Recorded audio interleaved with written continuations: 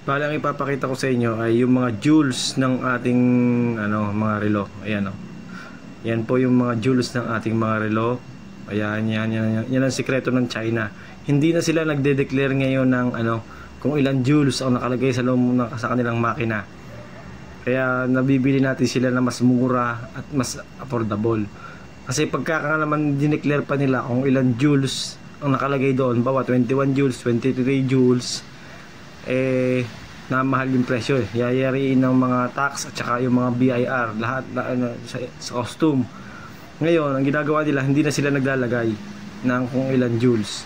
Yan ang sikreto ng China, kaya nalaman ko. Ito ay galing sa mga sample lang to. Binili ko lang to para pag-aralan at tingnan yung laman ng isang automatic watch. Bilang bago, kailangan meron kang mga lumang mong relo na pwede mong pag-aralan at tingnan kung paano gumagana.